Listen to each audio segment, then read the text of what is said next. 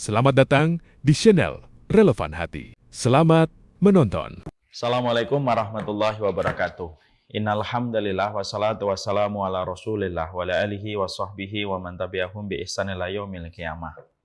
Kepada keluarga besar Rumah Quran Bunda Khadijah atau Ummu Khadijah, kepada keluarga besar Taman Ilmu Madrasah Senen Malam Jembatan Meraih Cinta Ilahi, semoga kita senantiasa diberikan oleh Allah keberkahan di dalam setiap kehidupan kita, dikuatkan pundak kita, diikhlaskan hati kita, diridhokan jiwa kita terhadap setiap peristiwa yang kita dapatkan, dan tidaklah setiap masalah tentunya kita harapkan semoga Allah memberikan jalan keluar, tidak ada hutang kecuali Allah menjadikan kita mampu membayar hutang, dan tidak ada perkara kesulitan kecuali Allah menjadikannya mudah kepada kita.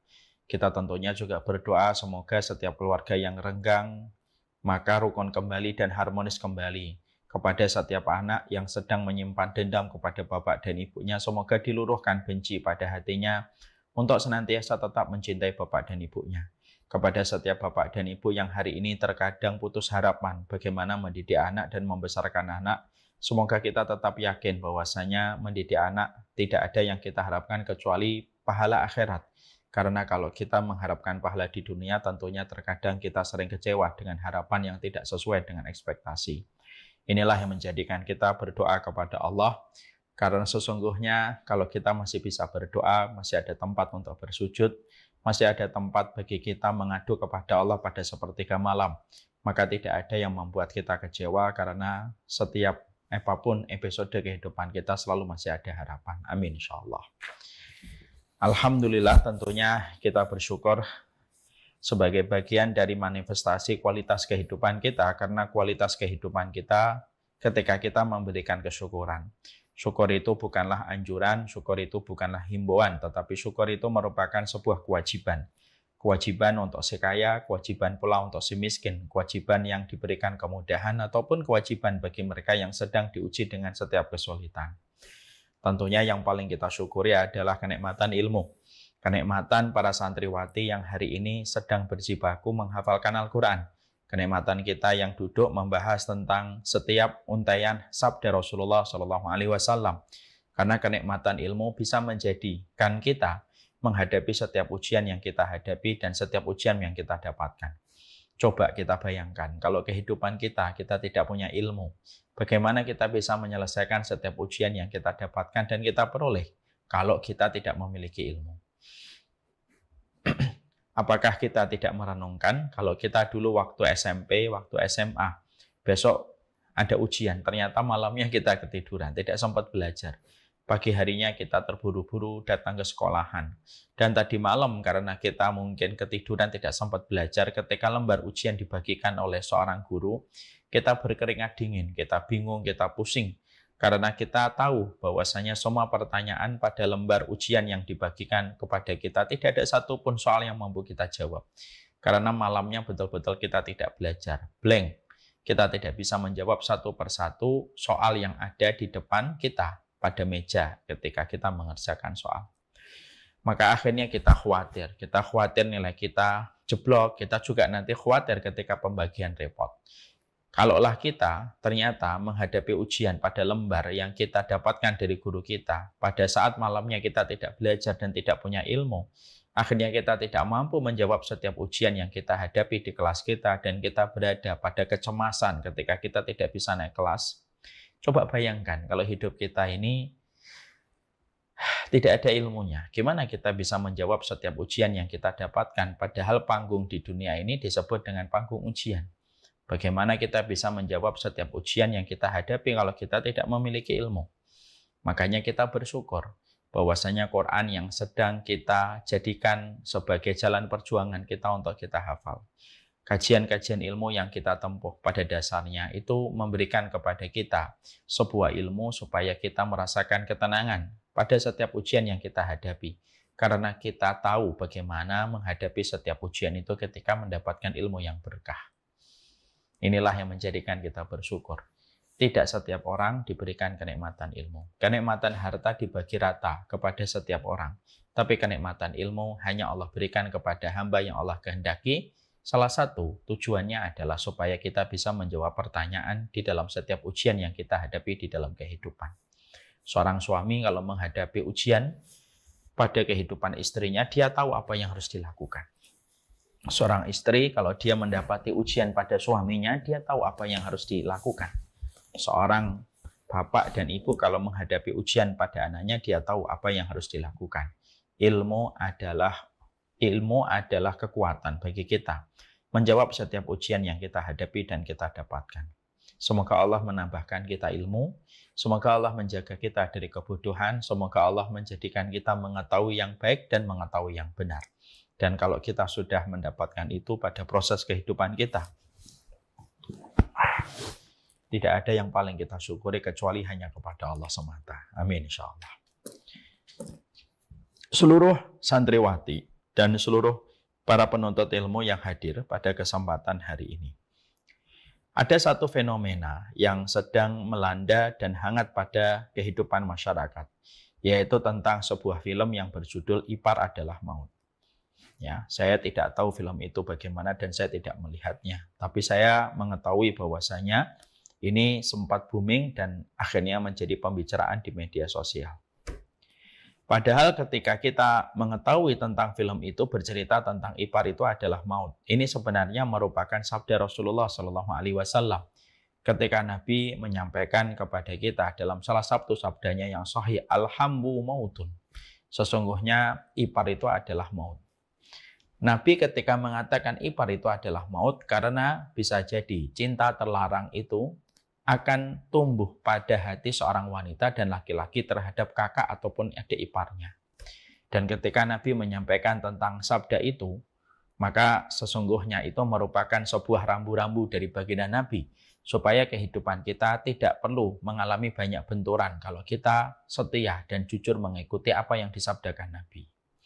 Dan film, entah bagaimanapun film itu saya tidak tahu, tapi yang jelas bahwasanya disitulah kita mengerti ketidaktaatan manusia kepada sabda Nabi itu menyebabkan banyak persoalan dan konflik serta problematika yang terjadi pada kehidupan manusia.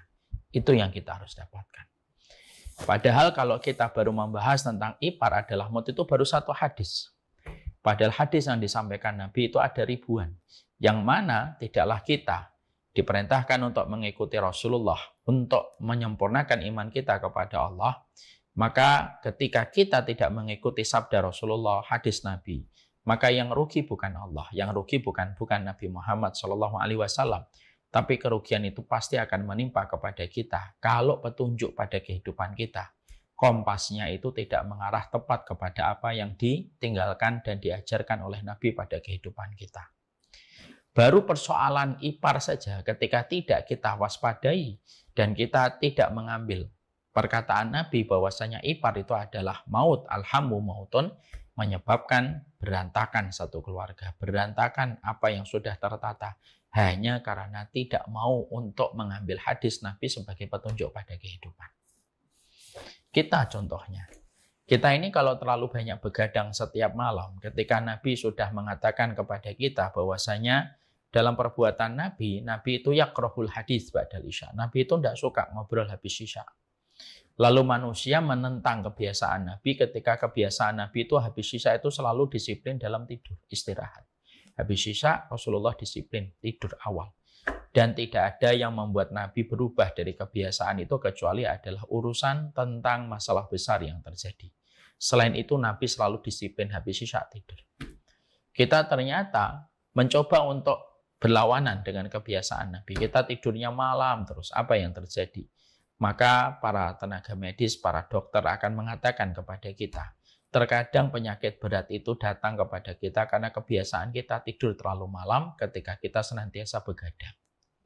Hanya karena tidak mengikuti kebiasaan Nabi yang disiplin tidur habis isya, itu pun menjadi bumerang untuk kita. Fenomena ipar adalah maut, fenomena begadang yang hari ini terbukti bahwasanya ternyata begadang itu bisa menyebabkan banyak penyakit berat, yang bisa berakibat fatal pada kehidupan dan kesehatan kita. Disitulah kita harus sadar. Sadarlah wahai diriku, sadarlah wahai setiap orang yang aku kenal. Bahwasanya yang menjadikan hidup kita menjadi rumit itu bukan Allah. Tapi Perkara yang membuat kehidupan kita menjadi rumit itu ya karena kita tidak mau menjadikan Nabi tuntunannya sebagai sebuah pegangan pada kehidupan. Sepakat kita untuk ini? Sepakat.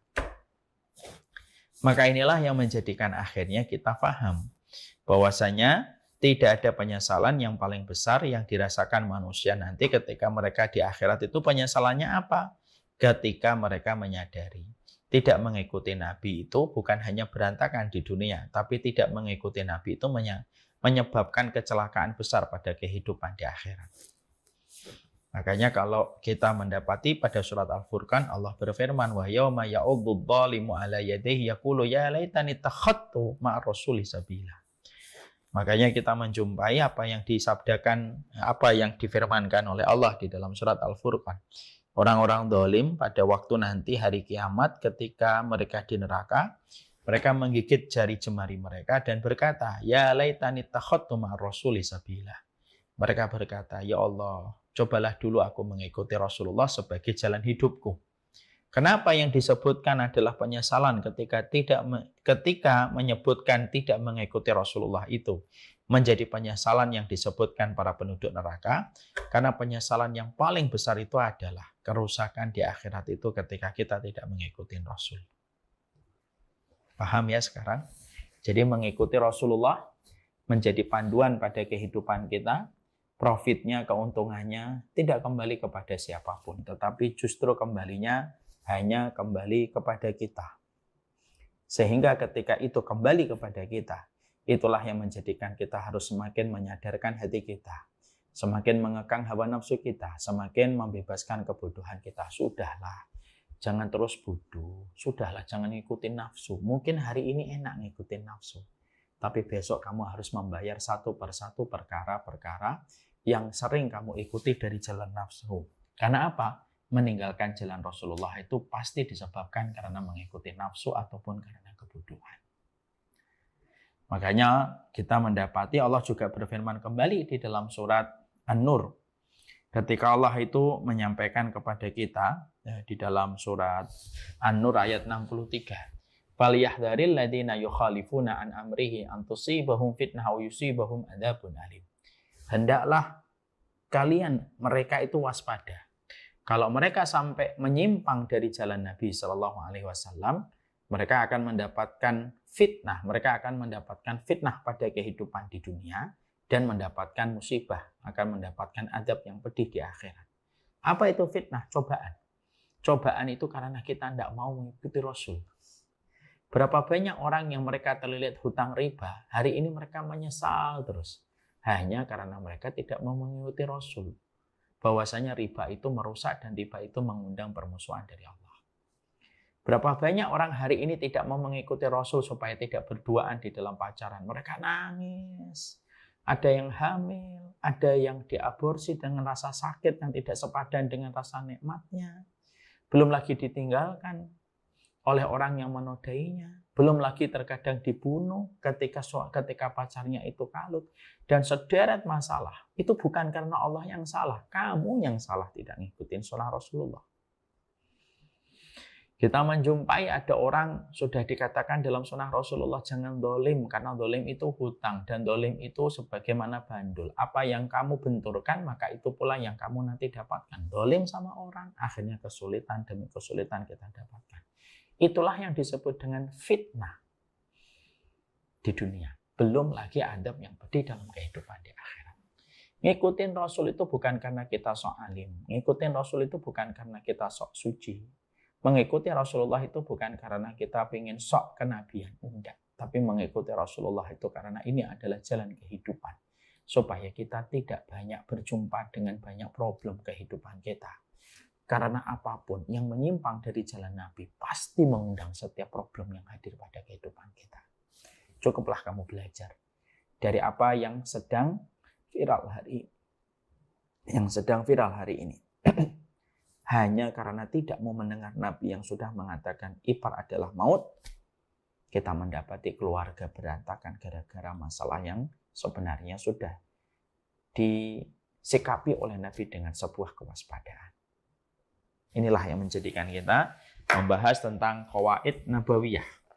Apa Qawaid Nabawiyah? Qawaid Nabawiyah itu perjalanan satu kitab yang membahas tentang hadis-hadis Nabi yang berkaitan erat pada kehidupan nyata kita sehari-hari. Dan dari kaedah-kaedah yang disampaikan Nabi bisa menjadi pegangan untuk kita. SOP yang kita jalani supaya kehidupan kita senantiasa tidak bertemu dan berjumpa dengan banyak masalah dan konflik ketika kita senantiasa jujur mengikuti Rasulullah pada jalan kehidupan kita.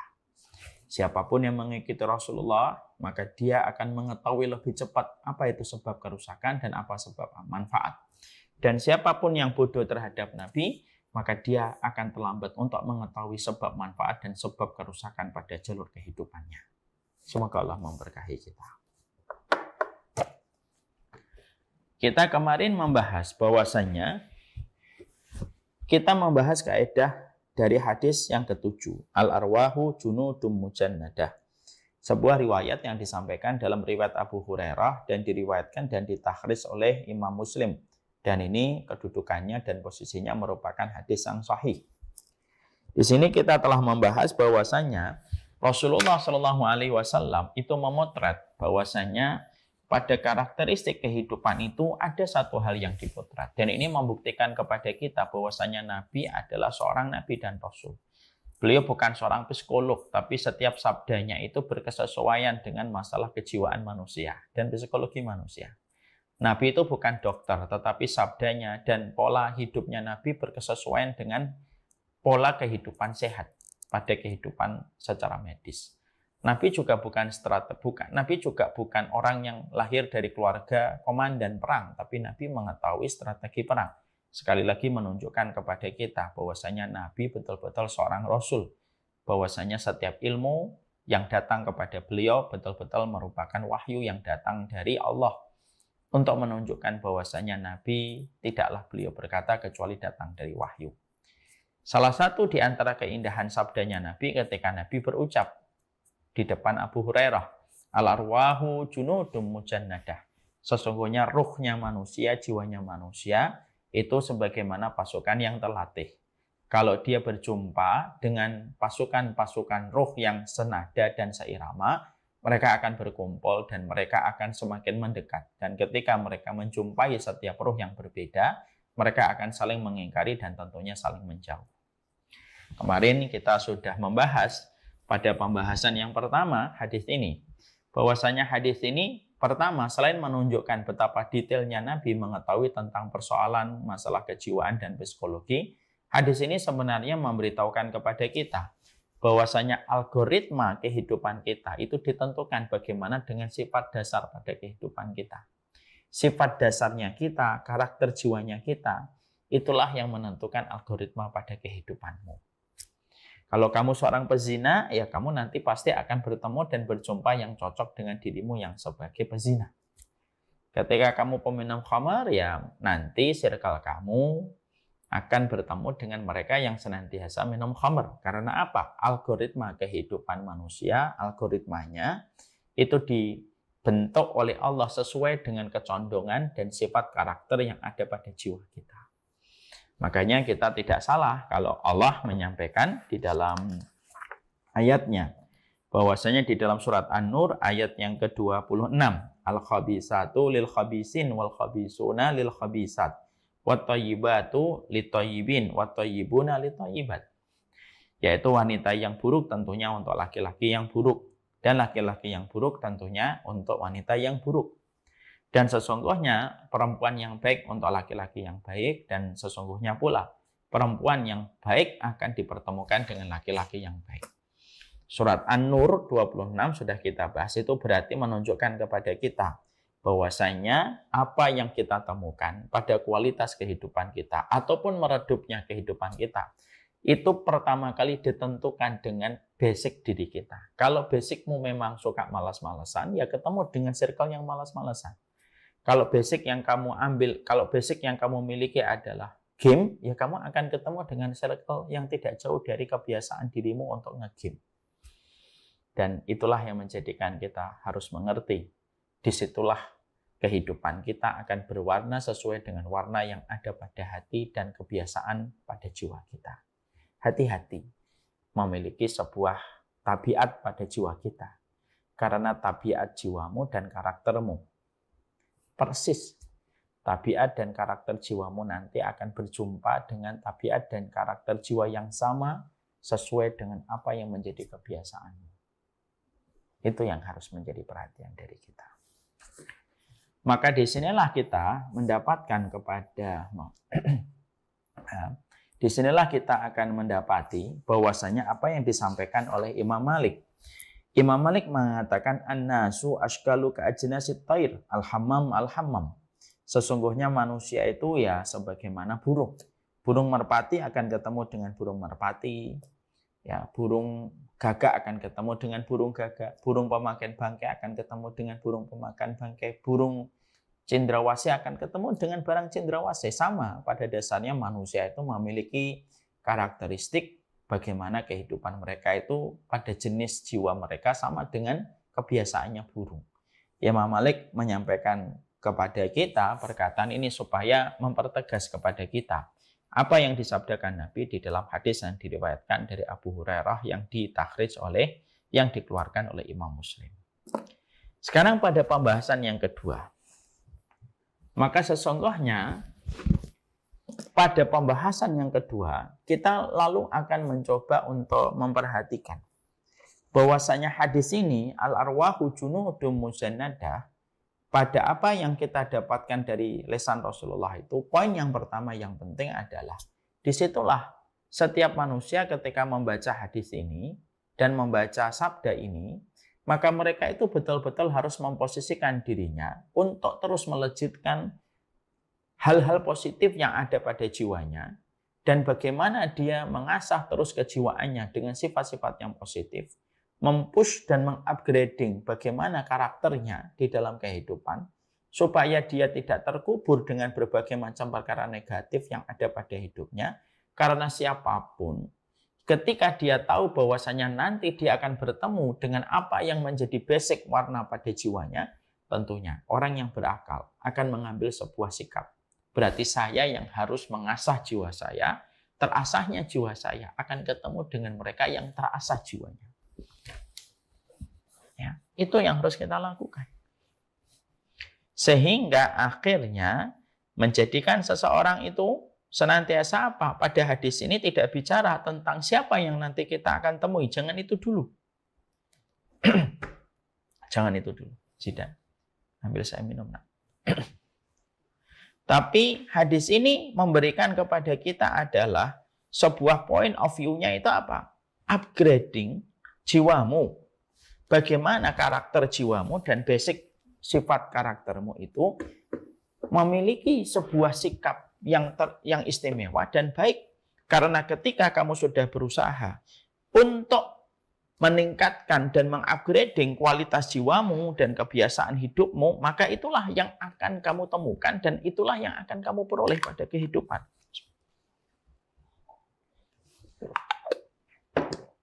Ini yang kita harus ingat.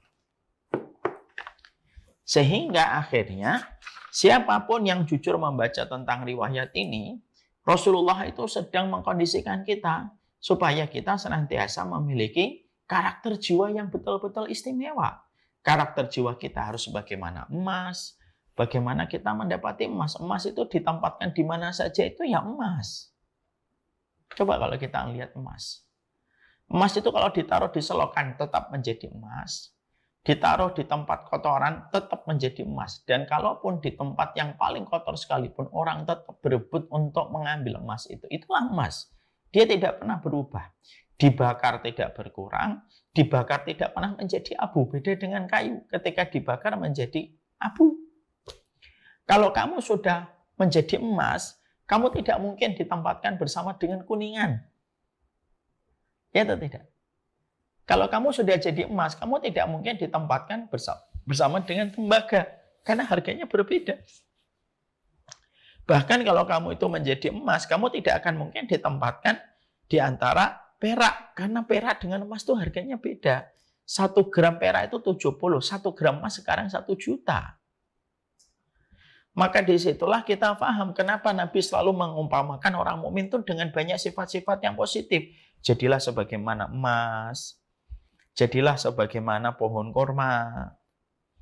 Kenapa Nabi mengibaratkan kita supaya kita senantiasa memiliki sifat-sifat yang baik? Karena karakter baik yang kamu bentuk dengan usaha keras yang kamu miliki, itulah yang akan menjadikan engkau akan bertemu dengan seseorang yang memiliki karakter yang sama, berkualitas dan harga hidupnya mahal sebagaimana kamu menghargai kehidupan kamu dengan karakter jiwa yang terus kamu asah. Dan tidak ridho dengan penurunan pada kualitas hati dan jiwamu. Ya. Kalau kita mendapati bahwasanya Nabi itu menyerupakan pohon kurma. Kurma buahnya akan ketemu dengan pohon kurma. Kurma tidak akan ketemu dengan jeruk. Kurma tidak akan ketemu dengan rambutan. Kurma tidak akan ketemu dengan durian. Kurma tetap akan ketemu dengan kurma. Dan kurma itu karakteristik yang diibaratkan oleh Nabi Muhammad SAW. Bahwasanya kurma itu semua bagiannya itu selalu ada manfaatnya dan tidak ada yang terbuang. Itulah kurma. Dan itulah yang menjadikan kita harus mengetahui pentingnya. Hadis ini tuh indah betul. Hadis ini tuh ternyata pandangannya itu begitu luas sekali. Hadis ini bukan hanya menceritakan siapa yang kamu akan temui pada perjalanan hidupmu, tapi hadis ini juga memberi kepada kita point of view. Oke lah, tingkatkan kualitas hatimu, tingkatkan kualitas jiwamu. Karena sesungguhnya kehidupanmu akan sesuai dengan apa yang menjadi kualitas dirimu. Kamu kalau rela menempatkan dirimu murahan, ya kamu akan ketemu murahan. Kalau kamu tempatkan dirimu recehan, ya kamu ketemu akan recehan. Upgrading yourself. Tingkatkan bagaimana kualitas dirimu di dalam kehidupan. Makanya akhirnya kita menjumpai dan kita mendapatkan inilah pekerjaan paling besar dalam hadis ini, ya.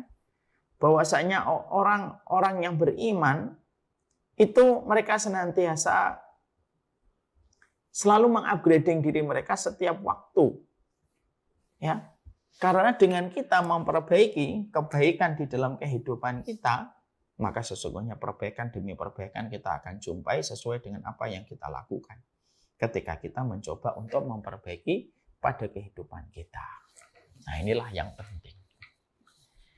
Inilah sesuatu yang sifatnya betul-betul besar pada kehidupan kita.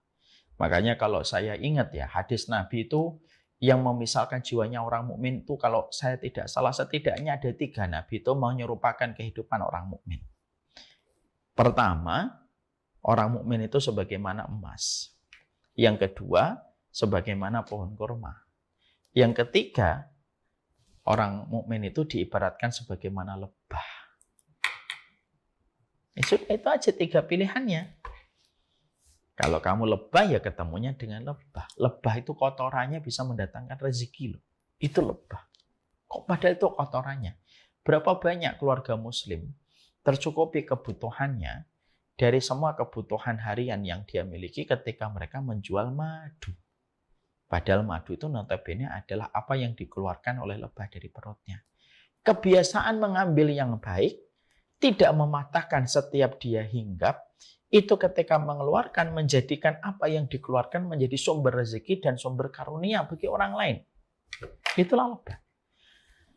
Lah itulah yang menjadikan kita pada kehidupan ini, rubahlah dirimu. Kamu itu yang mana? Emas, lebah, atau kurma? Lah kebiasaan itulah yang akan membentuk apa yang menjadi kualitas pada kehidupan kita. Jangan-jangan kita bertemu dengan berbagai macam takdir pahit yang ada pada kehidupan kita. Takdir pahit yang ada pada kehidupan kita itu bukan karena Allah dolim sama kita. Kadang-kadang kita berjumpa dengan takdir-takdir yang pahit pada kehidupan kita disebabkan karena dosanya kita dan kekurangan kita yang tidak mau untuk memaksa diri kita untuk terus belajar. Sehingga akhirnya ketika kita tidak mau belajar, maka itu yang menjadikan kehidupan kita itu akhirnya mengalami banyak masalah. Ketika kita mengalami banyak masalah, itu disebabkan karena kita yang tidak mau mengubah diri kita. Mari kita buka di dalam surat Asy-Syura ayat yang ke-30.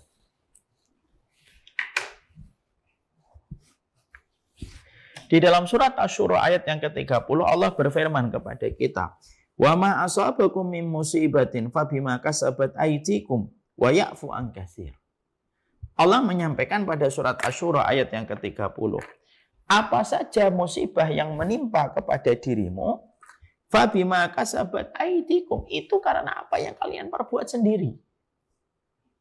Bisa jadi apa yang menimpa kepada fulan, bisa jadi apa yang menimpa kepada fulanah ketika dia mendapatkan takdir pahit gitu pada perjalanan hidupnya.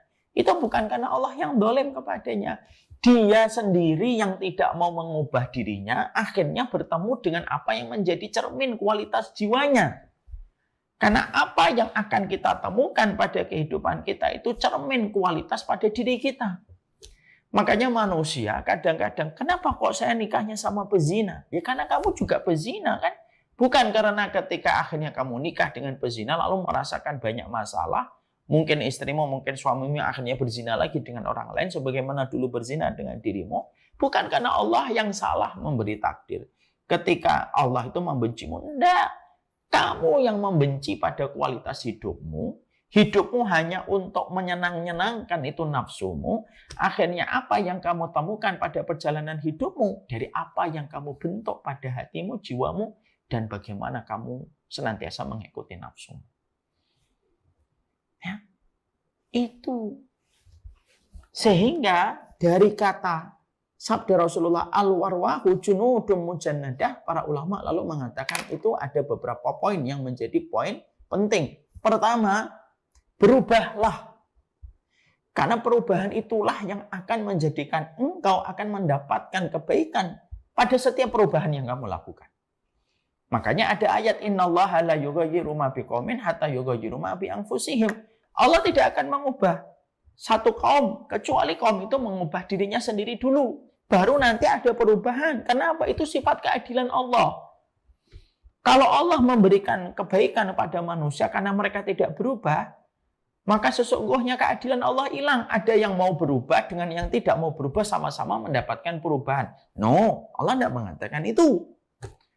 Maka al-arwahu junudun mujannadah itu ngasih kepada kita secara tidak langsung perkataan para ulama itu apa? Hadis Nabi ketika Nabi mengatakan bahwasanya setiap ruh itu bagikan pasukan yang terlatih, maka yang dikatakan yang pertama oleh para ulama itu adalah berubahlah. Karena perubahan yang kamu bentuk pada dirimu akan membentuk banyak perubahan yang kamu peroleh dan kamu dapatkan. Itu yang kamu harus dapatkan. Saya ketemu dengan seseorang pengusaha dari daerah BSD, Bintaro. Beliau cerita bagaimana nasib di dalam profitnya akhirnya, di dalam perusahaannya akhirnya berubah. Beliau berkata, saya dulu orangnya introvert, Ustaz. Orangnya saya dalam kondisi tidak percaya diri, tidak mau belajar. Saya menikmati apa yang saya dapatkan dari setiap gaji yang saya peroleh. Akhirnya saya terbentur dengan hutang yang besar. Yang mau tidak mau kondisi kesulitan yang saya hadapi, mau tidak mau kesulitan yang saya sedang hadapi ini, membuat saya akhirnya mau untuk belajar. Saya mulai berkenalan dengan orang, saya mulai belajar, saya menghilangkan sifat ketidakpedean hidup saya, dan lain sebagainya. Sikap perubahan ketika saya belajar berubah, seiring itulah apa yang saya rintis. Di samping saya juga bekerja pada saat itu mendapatkan satu persatu kemudahan. Dan akhirnya saya mendapatkan perusahaan saya semakin besar. Dimulai ketika saya mau mengubah sifat saya. Ini kisah nyata. Kalau kita tidak mau bertemu dengan circle yang negatif, ya jangan negatif lah. Karena apa? Karena investasi terbaik pada kehidupan manusia itu dimulai pada dirinya sendiri. Kamu tidak akan pernah sukses memegang apapun kalau kamu tidak sukses memanage diri kita. Kalau kita tidak betul-betul disiplin memanage bagaimana kehidupan kita. Orang yang tidak sukses memanage dirinya tidak akan pernah sukses mendapatkan lembaran di masa mendatang. Dan kita akan berjumpa dengan konflik, problem, sebagaimana diri kita sudah penuh dengan problem pada kehidupan. Sudah begitu aja terus akhirnya. Makanya orang yang ingin berbuat baik, siapapun yang ingin berubah pada kehidupannya, perubahan itu dimulai pada diri manusia itu sendiri. Maka orang yang tidak ketemu dengan pezina, ya bertobat dari zinanya. Nanti insya Allah tidak ketemu pezina. Ya. Orang kalau dia tidak ingin bertemu dengan orang yang toksit, ya jangan toksit pada dirinya. Karena itu menuntut kepada kita sebuah perubahan. Berubahlah. Karena Allah memberi kepada kita sesuai dengan tingkat perubahan yang kita lakukan pada kehidupan kita. Ya. Makanya banyak perusahaan besar gitu ya, rusak gara-gara tidak merespon perubahan. Ini satu hal yang penting. Point of view juga yang kita dapatkan dari hadis ini itu apa? Al-arwahu junudum mujannadah. Berarti di situ kita mendapatkan betul bahwasanya menghadapi diri sendiri itu merupakan perkara yang paling berat. Makanya Imam Ibnu Hajar itu berkata, tidak ada musuh yang paling besar yang dihadapi oleh manusia kecuali dirinya sendiri. Siapapun yang menyangka dia punya musuh yang lebih besar daripada dirinya sendiri, berarti dia telah gila dan tidak paham tentang dirinya. Itu kata Imam Ibnu Hajar. Ya. Berarti disitulah kita harus memahami betul. Berarti musuh paling besar pada kehidupan kita itu ya diri kita sendiri. Karena siapapun yang mampu mengalahkan dirinya, lalu memberikan kebaikan, sesuatu yang sifatnya positif pada hidupnya, maka sesungguhnya hal-hal positif dan baik akan datang kepadanya. Makanya terkadang musuhnya seseorang itu ya dirinya sendiri. Musuhnya ustadz siapa? Ya dirinya sendiri. Musuhnya psikolog siapa? Ya dirinya sendiri. Musuhnya psikiater siapa? Ya dirinya sendiri. Ada nggak ustadz yang stres? Banyak. Ada nggak psikolog yang stres? Banyak. Ada nggak dokter yang sakit? Ada. Karena apa? Musuh terbesar manusia itu ada pada dirinya. Berarti ketika Nabi menerangkan, memberitahukan kepada kita bahwasanya al-arwah junudum mujannadah, bahwasanya setiap manusia itu pada dasarnya adalah bagaikan pasukan yang terlatih, maka siapapun yang mereka mampu mengalahkan dirinya pada hawa nafsunya, mengubahnya menjadi arah yang lebih baik, berarti dia telah mengalahkan musuh terbesar pada kehidupannya. Makanya kedisiplinan itu bersifat membebaskan kita dari berbagai macam perkara yang menyesalkan kita. Jadi maaf ya, disiplin itu membebaskan. Karena membebaskan kita dari berbagai macam penyesalan-penyesalan yang kita temukan di masa mendatang. Kalau kita mengupgrading diri kita sendiri. Santriwati, kalau disiplin menghafal, sebagaimana target yang ditetapkan, setiap harinya 5-10 ayat, maka nanti dia akan terbebaskan. Nanti dia akan terbebaskan dengan perkara-perkara yang tidak perlu dia sesali di masa mendatang ketika dia disiplin pada apa yang dia lakukan. Ya. Maka itulah yang menjadikan seseorang memahami betul. Sekali lagi, musuh terbesar manusia itu ada pada dirinya. Tapi kalau dia mampu mengalahkan dirinya sendiri, lalu menjadikan dirinya sebagaimana pasukan yang terlatih, maka dia akan ketemu dengan pasukan yang terlatih yang membangun positif pada dirinya dan tentunya menghindarkan dia dari berbagai macam kerusakan-kerusakan yang ada pada jalan hidupnya. Itulah yang menjadikan kita memahami poin yang kedua. Ya. Poin yang ketiga yang kita jumpai dan kita dapatkan dari hadis Nabi al-arwahu junudum mujannadah. Itu juga memberitahukan kepada kita ya, bagaimana sesungguhnya dalam setiap tuntutan, dalam setiap ketetapan takdir itu memang hak prerogatifnya Allah. Tapi sebenarnya ketika takdir itu merupakan hak prerogatifnya Allah, Takdir itu berjalan dengan apa yang juga kita sering lakukan. Artinya, apa yang kita lakukan pada diri kita, itulah yang kita temukan. Artinya, itu juga terjadi karena apa yang kita kerjakan. Allah yang menetapkan takdir. Tapi kitalah yang sebenarnya mencipta. Tapi kitalah yang sebenarnya memberikan warna pada perjalanan kita di masa mendatang ketika kita mau belajar, maka yang akan kita dapatkan adalah kebaikan. Ketika kita tidak mau belajar dan tidak mau berubah, maka yang kita temukan adalah berbagai macam penyesalan. Sehingga inilah yang menjadikan kita semakin memahami ternyata hadis tentang al-arwahu junudum mujannadah ternyata betul-betul luar biasa, memberikan efek pada perjalanan kualitas kehidupan kita. Ya. Makanya mari kita kembali kepada titik paling dekat dengan kita, yaitu diri kita. Perjalanan terjauh diri kita itu adalah mengenali diri kita, mengenali kekurangannya, mengenali kekhilafannya, kecerobohannya, dan sederet berbagai macam perkara negatif yang ada pada jiwa kita.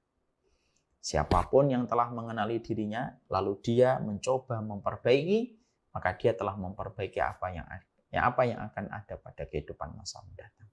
Nah, itulah yang menjadikan kita paham kenapa zikir itu selalu membangun sebuah kondisi supaya kita itu maksimal dalam kebaikan.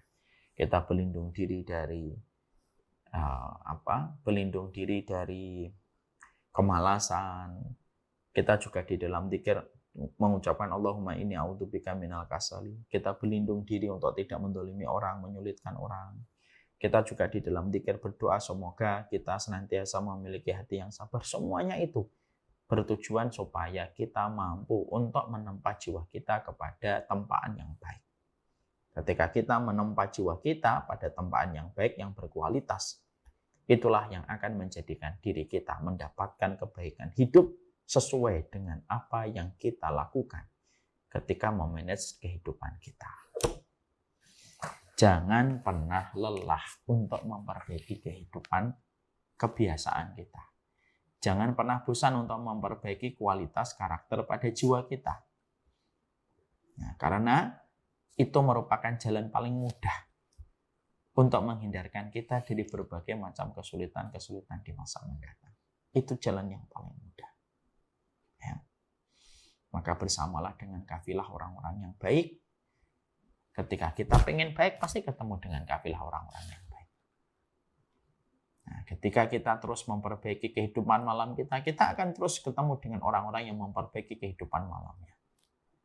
Kalau kamu memperbaiki kualitasmu di dalam membaca, kamu akan ketemu dengan orang-orang yang sefrekuensi dengan apa yang kamu lakukan ketika kamu terus banyak membaca. Begitulah cara kerja kehidupan yang Allah sampaikan melalui lisan Rasulullah ketika Nabi bersabda, al-arwahu junudum mujannadah. Sesungguhnya di dalam perkara kita harus selalu paham, setiap ruh itu akan dipertemukan dengan apapun yang sejiwa dengannya. Makanya Abdullah bin Mas'ud itu mengatakan kepada kita, ya jangan bertanya kepada seseorang tentang bagaimana cintanya kepada dirimu. Kata beliau, la tas'al ahadan an wuddihilak. Janganlah kamu itu mempertanyakan kecintaan seseorang kepada dirimu, tapi pertanyakanlah kecintaanmu kepada dirinya. Karena kecintaan yang ada pada dirinya itu sesuai dengan kecintaan yang ada pada dirimu. Artinya bahwasanya ketika kita menetapkan sesuatu, maka itulah yang kita peroleh dan kita dapatkan. Di sini juga kita mendapatkan perkataan dari Abu Darda, bahwasanya fa'innal abda idza amila bi ta'atillah ahabbahullah. Fa idza ahabbahullah habbabahu ila habibuhu ila khalqihi. Wa idza amila bi maksiatillah abghadahullah. Maka Abu Darda itu berkata dalam sebuah tulisan surat yang dia kirimkan kepada pemimpin di Mesir, sesungguhnya jika seorang hamba melakukan ketaatan, Allah akan mencintainya. Dan Allah ketika sudah mencintainya, maka Allah akan jadikan dia dicintai oleh setiap makhluknya. Kalau ada seorang hamba melakukan maksiat, maka Allah membencinya. Dan ketika Allah sudah membencinya, maka Allah akan menjadikan setiap orang membencinya. Artinya, kalau maksiat kita itu menjadikan kita akan memperoleh setiap kebencian dari orang. Tapi setiap ketaatan kita akan mendatangkan kecintaan orang kepada kita. Maka itulah yang menjadikan akhirnya perkataan itu dikatakan oleh Abu Darda, yaitu kepada Maslamah bin Mukhallad, yaitu pemimpin di Mesir, supaya setiap orang itu menyadari apa yang dia peroleh berdasarkan perbaikan yang ada pada dirinya. Nah, makanya kenapa orang yang dicintai oleh Allah akan dicintai orang yang beriman? Karena dia mencintai Allah, maka Allah jadikan orang-orang beriman pun mencintainya. Kalau ada orang yang melakukan maksiat, Allah jadikan dia akan dibenci oleh orang beriman. Karena apa? Ya tadi, frekuensi itu harus sama, baru bisa ketemu. Coba kalau kita bayangkan ya, kita punya handy talkie, HT. Kita tetapkan nomornya di berapa? 4, 7, 5 misalkan. Yang handy talkie yang satunya harus 475 sama. Kalau tidak sama-sama 475 tidak akan tercipta. Bisa komunikasi dengan handy talkie yang lainnya kalau frekuensinya sudah berbeda. Itu merupakan analogi sederhana banget. Bahwasanya pada kehidupan kita pun sama. Apa yang kamu lakukan ketika memperbaiki frekuensi hidupmu, maka frekuensi itulah yang kamu akan temukan dan kamu akan bisa berkomunikasi, akan bisa mendapatkan banyak kebaikan ketika kita sudah memperbaiki kualitas pada diri kita. Sebagaimana hati tidak akan bisa saling berkomunikasi kalau tidak menyeragamkan dulu nomornya. Harus diseragamkan dulu nomornya, baru nanti akan cocok dan bisa dipergunakan sebagaimana fungsinya. Tapi kalau nomornya berbeda, nggak akan ketemu. Dan akhirnya apa? Ya tidak bisa dipakai handy talkie-nya untuk bicara. Fungsinya jadi hilang. Hanya karena frekuensinya tidak sama. Dan begitulah pada kehidupan manusia. Ya, makanya semoga Allah menunjukkan kepada kita bagaimana kita tidak pernah berhenti untuk memperbaiki kualitas jiwa kita. Memperbaiki kualitas kecondongan, kebiasaan kita, tabiat kita. Semoga kita tidak pernah lelah untuk memperbaiki kualitas kehidupan kita. Siapapun yang memperbaiki kualitas jiwanya, terus mau belajar, terus mau berubah, maka sesuai dengan konsep belajarnya dan sesuai dengan konsep perubahannya, maka sesuai itu pula yang akan dia peroleh dan kita dapatkan. Ingat ya, emas tidak akan pernah dikumpulkan dengan kuningan. Emas hanya dikumpulkan dengan emas. Lebah tidak akan pernah berkumpul dengan burung pemakan bangkai. Burung lebah akan ketemu dengan lebah. Ya. Kurma tidak akan bertemu dengan pete ataupun jengkol. Kurma akan ketemu dengan kurma. Karena kurma tidak mungkin disatukan pedagang dengan jengkol atau dengan pete. Kalau kamu ingin mendapatkan kualitas hidupmu manis sebagaimana kurma, jadikanlah dirimu kurma. Kalau kamu ingin menjadikan dirimu mendapatkan kemuliaan sebagaimana lebah, jadikan dirimu dulu sebagaimana lebah. Kalau kamu ingin dihargai sebagaimana emas, jadilah kamu emas. Maka kualitas hidupmu yang akan menjadi emas. Nabi Muhammad. Alhamdulillahirabbil alamin. Semoga kajian ini sebagai penutup dari Qawaid Nabawiyah yang ke-7. Dan semoga para santriwati tahu arah dari hadis ini mengarah kemana. Semoga Allah berikan keberkahan dalam setiap kehidupan kita. Wassalamualaikum warahmatullahi wabarakatuh. Saya serahkan kembali kepada Ustaz Deden.